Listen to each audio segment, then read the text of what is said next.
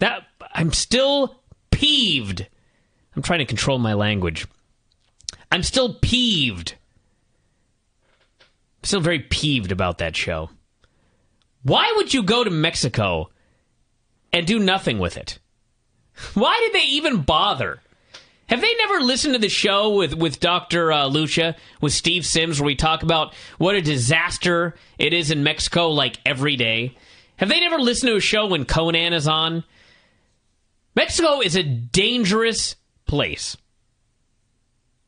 So, you went all the way down there, and God knows, in some ways, could have risked your lives. It's not like no one's ever shot in Mexico City.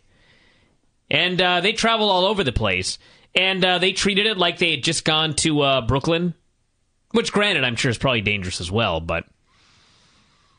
Not that I think that they should have done vignettes where they walk the streets or anything like that, but I'm just saying, you go to Mexico, make something out of the fact that you went to Mexico. They had a video package of some pyramids. Whoop-de-doo! They should have spoke Spanish. They should have broke the English announcer's table.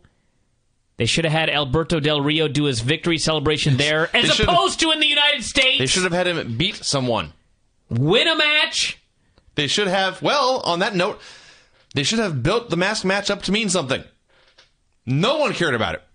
I said this on the Dave Show. It'd be one thing if the Mexican audience did not care, but their own fans cared back at home. Nobody gave a shit about the Sin Cara versus Sin Cara match. No one cared. No one cares about seeing this guy's face now. And what a shot of his face we saw. I think I saw it for about 10 seconds. I don't even know if we did, and I don't care. I don't think anyone else cares. I believe I've seen the real Mystico's face for a longer period of time than I saw the fake Sin Cara upon being unmasked. That is a solid point. Mm-hmm. Anyway, as I noted with Dave, I still have fond memories to this day of when Nitro used to go to Club La Vela.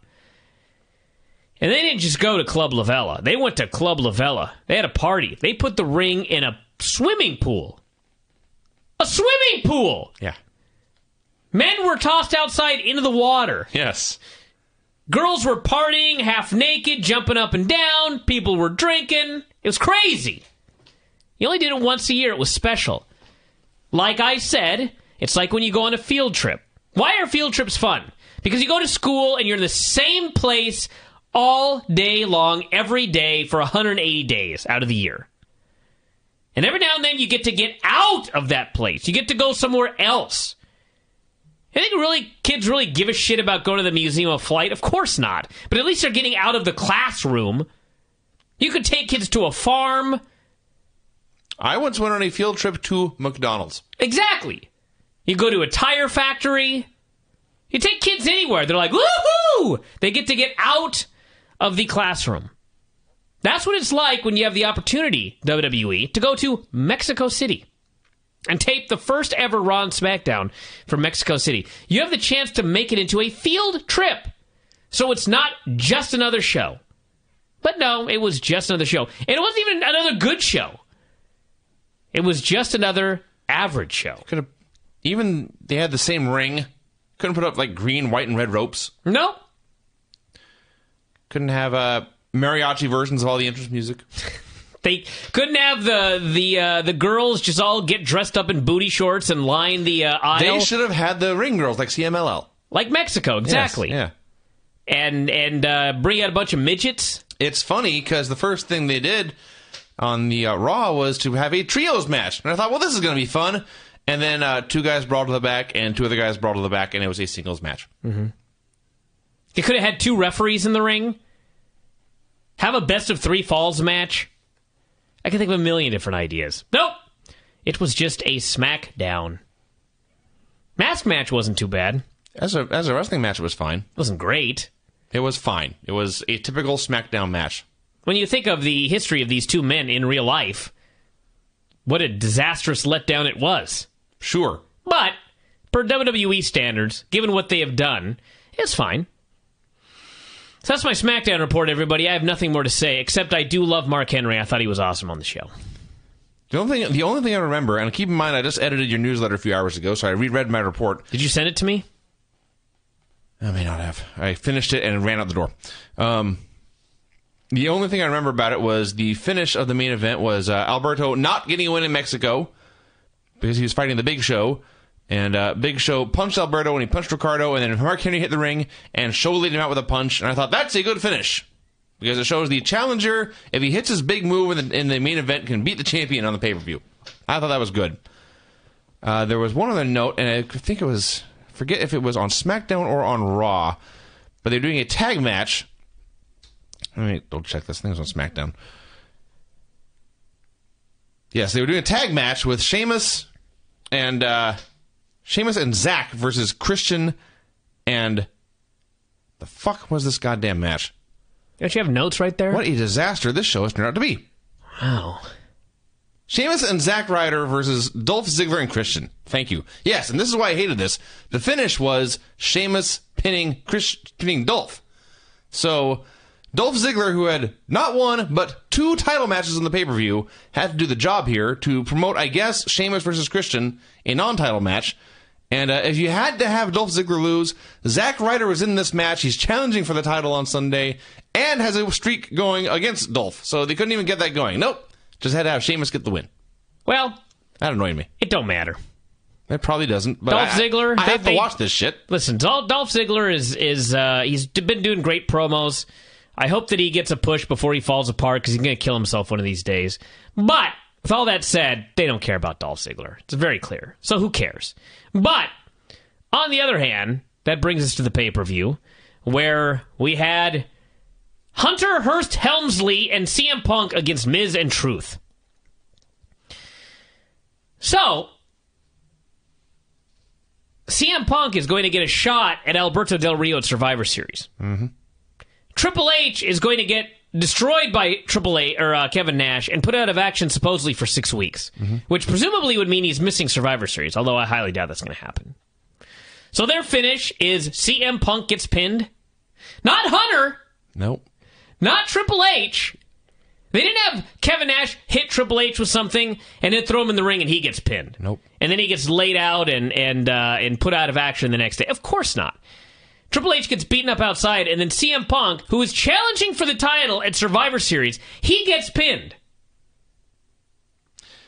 It's actually worse than that. By the way, which is coming 2 months, less than 2 months, after they had a singles match, and Triple H pinned CM Punk. Yes. I was going to give this in the Raw report, but CM Punk is apparently challenging for the WWE title at Survivor Series. In the last 4 pay-per-views, here's what CM Punk has done. He had a disputed win over John Cena, and then immediately Alberto cashed in his Money in the Bank and beat Punk. Then Punk was pinned by Hunter Hearst Helmsley. Mm-hmm. Then, coming off a loss, CM Punk got a title shot in a 3-way Hell in a Cell match where he was pinned. Yes. And then he had a random tag match with the guy he hated, Hunter Hearst Helmsley, where he was pinned again. Mm-hmm. Now he's going to challenge for the title. Yeah. This company sucks. It really does suck. And that's part of the reason that on Raw Monday night, when John Laurinaitis is out there in the ring and Punk challenges Alberto, and Alberto says, "You're not worthy." Yes. Which is a great point. Yes, Alberto is a better booker than whoever's in charge of WWE these days. So John Laurinaitis comes out, and he is willing to give CM Punk a shot at the championship. And CM Punk is coming off 4 losses. And granted, John Laurinaitis is demanding the man say, "I respect you." But let's be fair. He's offering this 4-time loser a shot at the title. And CM Punk was such a complete asshole. I was like, I don't know.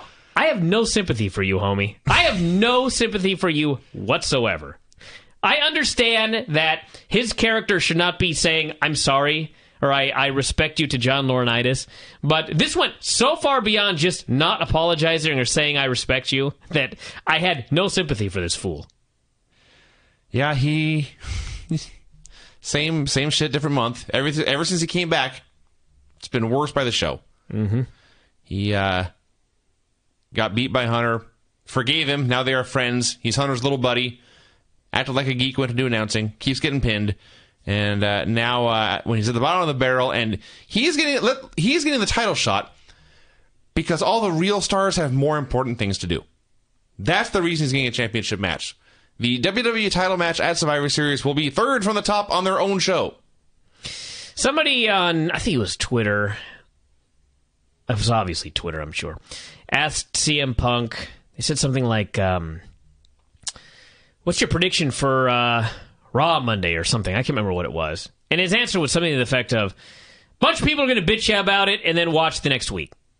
Got a point. And I thought, he's correct, but that doesn't mean this is good. Sure. That just means that fans are battered wives, is what that means. Yes. It does not mean that the programming is all right. And listen, I just pray that no matter what Punk says publicly, I just pray that he knows deep down this sucks. Oh, I'm sure he... Oh, are you kidding me? He has to. Because he was ready to walk out of the company. Yeah. And he got talked back in. And he sure as shit ain't doing better now than he was before. No. No. I think he's smart enough to know how bad it sucks and also smart enough to say it's going to fucking suck on Twitter. Sure. That would not be a wise thing to do. No. He said what he... said the best thing he could say. So, the pay-per-view was... Pay-per-view was very boring. It's fine, I guess. It was a bunch of average TV matches and a couple of good house show matches, and then the last two matches were actually pretty good. Last two matches saved the show. Yes, they did. Mark Henry saved the show. Mark Henry and the Big Show. Let's give the Big Show some credit here. Absolutely, that's fine. And listen, I know I'm a Mark Henry mark, as are you. Some people maybe don't. They think he's slow.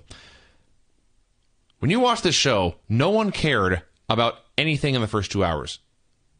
This was nothing was terrible, nothing was stupid, nothing was that great, and no one gave a shit. And then Mark Henry and the Big Show came out to fight for the world title in revenge for Mark Henry putting Big Show on the shelf for months. And people were standing to watch. People were into the near falls. They were chanting bullshit at times. And then, of course, they broke the ring and the place just completely exploded. So, yes, they woke up a dead crowd. I'm not saying that you shouldn't push guys like Daniel Bryan or CM Punk or other folks that aren't big. God forbid I'm not saying that. But anybody who thinks that two giant beasts going to battle is not crowd-pleasing, yes, you're fooling yourself. Yes.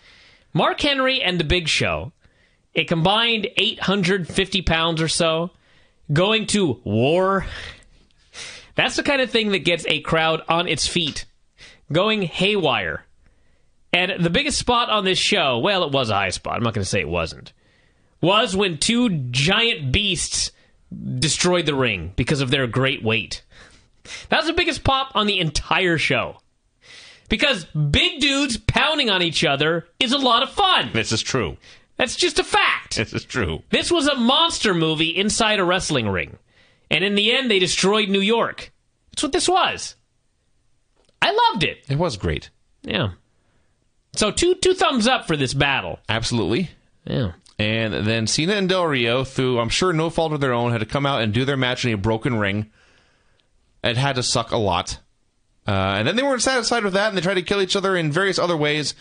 Most notably, I remember Alberto launching himself through where the ropes would normally be and flying through the air and going splat into the barricade and then down to the floor. That looked awful. Yeah. And they did 100 other things. And then finally, after a half hour of this no DQ match, Miz and Truth attacked for the not DQ, which begs the question, why didn't you do this 29 minutes ago? That's what I was wondering. And, yes, Cena had to still, even after being beaten up by two men, he still had to get to his feet, so Alberto finally hit him with a belt, and Alberto won. So, I'll have more to say about... Raw sucks. WWE sucks, and the booking sucks, but, yes, here was Cena being beat up by two men and surviving again. Of course. And there's more of that to come. That annoyed me. Nothing else on the show mattered. I know people, I don't want the C Nation to get upset again like they do all the time on this show, but John Cena is getting even less mobile. I don't know if he's hurt. I don't know what the deal is, but he's slowing down. And that's the last thing he needs to do. Get slower. And there was a spot, I don't even want to blame Cena, but I've never seen it happen with anybody else. But he goes to drop an elbow on Alberto as Alberto is sitting up, and he drops an elbow right on the top of his head. It looked like he just compressed his vertebrae. Yeah. And if you watch the match, Alberto's holding his neck for like 10 minutes afterwards. Oh, I'm sure that sucked. How do you do something like that? It could be. I mean, shit happens sometimes, but this just looked clumsy and careless. Yeah. And then we got the amazing storyline of setting up The Rock and John Cena at Survivor Series on Raw, which involved, of course, an announcement for a straight month all over online and on WWE programming that Rock is coming back to wrestle. Not only on the pay-per-view, but also on the show. They aired a commercial saying, Rock will wrestle at Survivor Series. Yeah. Which, I don't know, maybe it's not a big deal. When he teased the announcement, people were still going crazy chanting his name. It was not as good TV as if he had announced it out of nowhere. I'll say. Yeah. But the real problem I had with this is, let's review what happened. John Cena wanted a match with Miz and R-Truth. In fact, he wanted it so bad that he stormed into Laurinaitis' office and did comedy about Zack Ryder's Twitter. Mm-hmm. That was his priority. Yes. Then he did comedy about Fresh Prince of Bel-Air, and then he demanded his match. So don't forget the skateboard. That was after he got his match, but yes, there's bad comedy about the skateboard too. But it was more important for Cena to make these jokes than to get his match. So he got his match, and Laurinaitis gave him Zack Ryder as a partner. The heels took him out, so Cena must wrestle these two men 2-on-1. And he's John Cena, and he's a fighting champion, so he does. And they're wrestling, and then Cena does some stuff, and he get cut off, and they get the heat on him for a while and work him over, and he cut it off and fight back, and goes on, and finally at the end, he's about to hit his finisher when Truth hits him with a weapon for a DQ. Now, weapon, you say? As an aside, this is not my main point, but the weapon is, in fact, a plastic bottle full of water, to which Michael Cole calls the, quote, patented water bottle to the skull. Patented. Everything about that is stupid. So that's a disqualification. And I'm thinking, well, John Cena won. He was victorious. He defeated these men.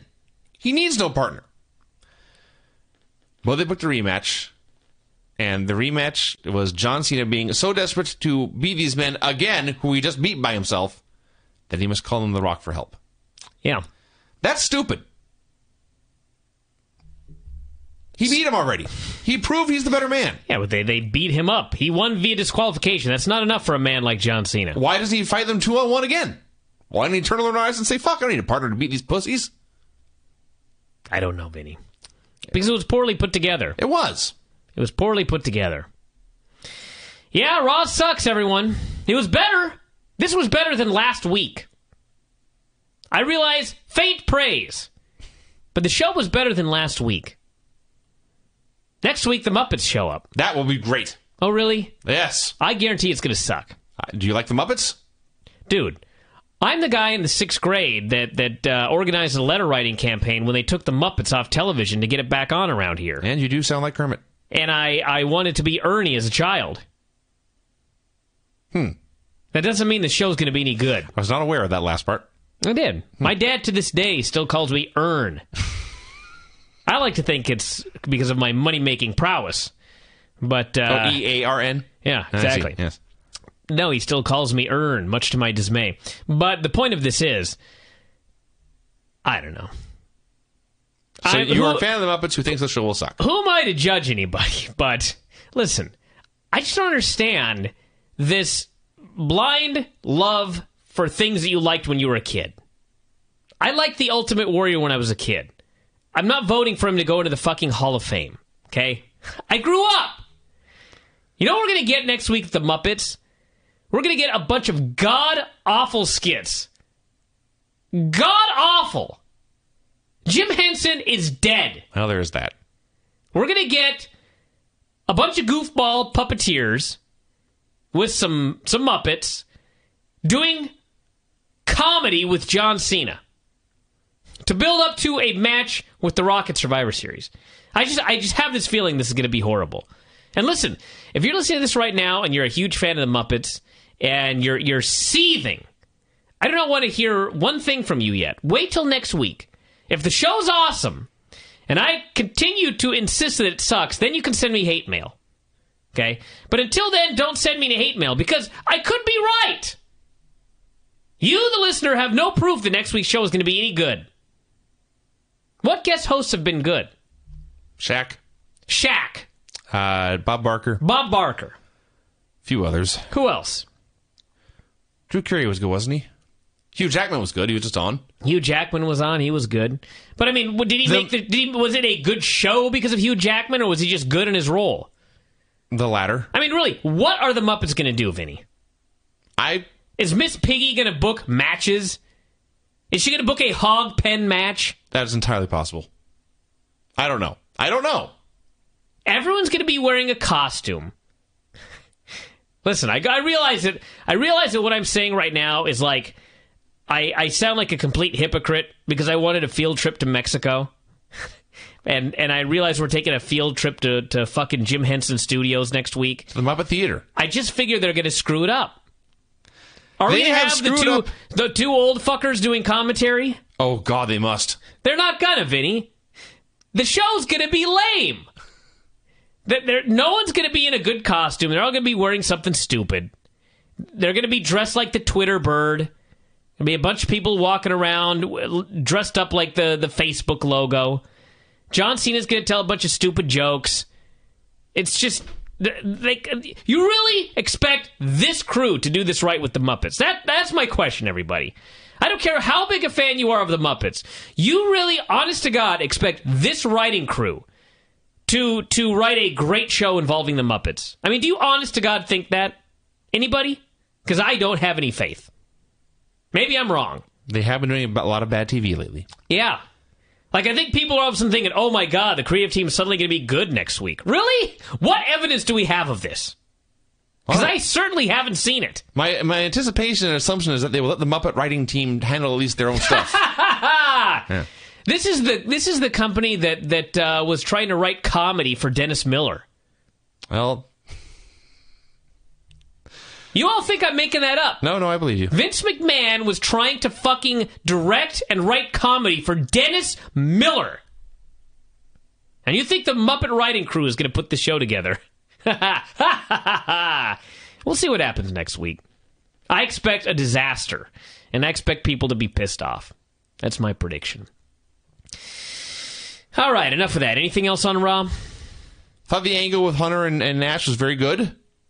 May have gone a little too long, but it's Hunter's angle, so it's going to. How did Hunter get his neck broken with a shot to the back with a sledgehammer, and then he fell down? You see the one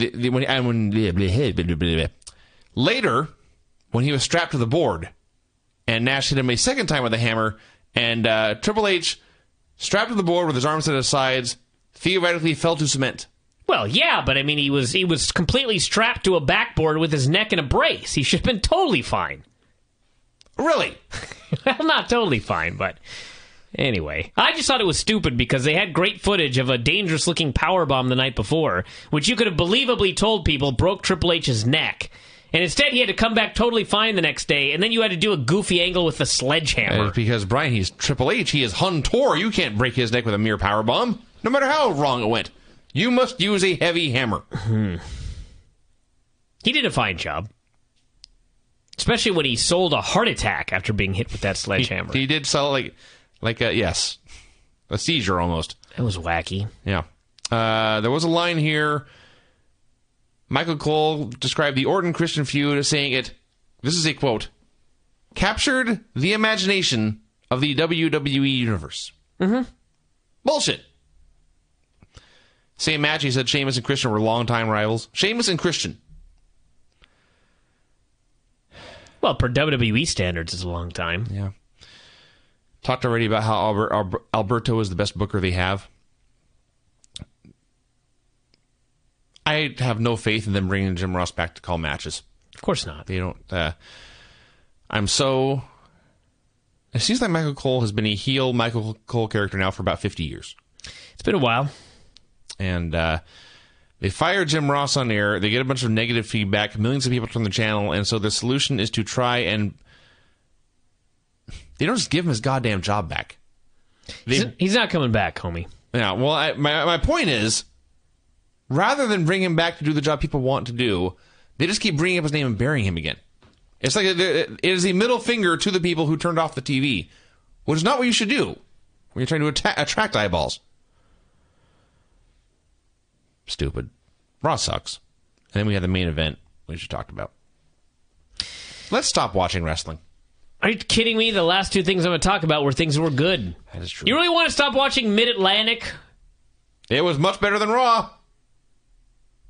Mid-Atlantic with Boogie Woogie Man. Yeah, if they put the Boogie Woogie Man on Raw, I'd watch that show every week. For 2 hours. Mm-hmm.